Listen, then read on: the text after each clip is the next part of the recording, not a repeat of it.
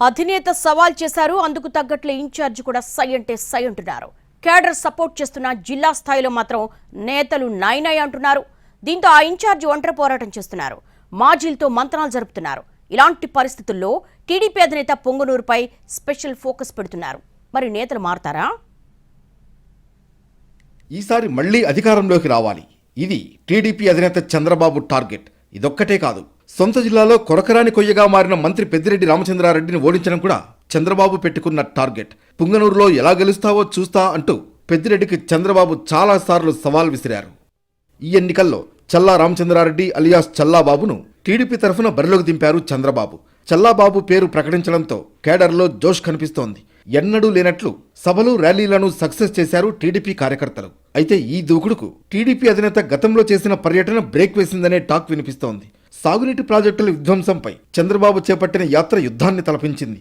పుంగనూరులో పోలీసులపై రాళ్లు రువ్వడం, లాఠీచార్జ్ ఘటనలో చల్లాబాబుపై 7 కేసులు నమోదయ్యాయి. 300 మందికి పైగా కార్యకర్తలపై కూడా కేసులు నమోదయ్యాయి. అయితే పుంగనూరు ఇష్యూ తర్వాత చల్లాబాబుకు అధినేత అండగా ఉన్నా సపోర్ట్ చేయాల్సిన జిల్లా స్థాయి నేతలు టచ్ మీ నాట్ అన్నట్లుగా ఉంటున్నారు. దీంతో మాజీలను కలుస్తూ కొత్త వారిని పార్టీలోకి చేరుస్తూ ఒంటరిగానే ప్రచారం చేస్తున్నారు చల్లాబాబు.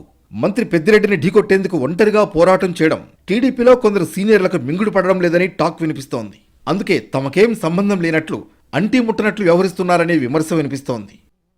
మాజీ మంత్రి టీడీపీ సీనియర్ నేత అమర్నాథ్ రెడ్డి కూడా పుంగనూరు వైపు చూడటం మానేశారట. మరో సీనియర్ నేత కిషోర్ కుమార్ కూడా చల్లాబాబు ప్రచారాన్ని లైట్ తీసుకున్నారనే టాక్ వినిపిస్తోంది. ఇదే సమయంలో చల్లాబాబుకు సీకే బాబు సపోర్ట్ చేయడం ఇప్పుడు టీడీపీలో హాట్ టాపిక్ గా మారింది. ఇక మరో 2-3 రోజుల్లో చిత్తూరు జిల్లాలో పర్యటించనున్న చంద్రబాబు నాయుడు పుంగనూరు పైన ప్రత్యేకంగా దృష్టి పెట్టారని టీడీపీ శ్రేణులు చెబుతున్నాయి. నిర్లక్ష్యంగా ఉన్న నేతల వివరాలు ఇప్పటికే తెప్పించుకున్నట్లుగా సమాచారం. మరి చూడాలి, పెద్దిరెడ్డిపై పైచేయి సాధించడానికి చంద్రబాబు ఎలాంటి చర్యలు తీసుకుంటారో.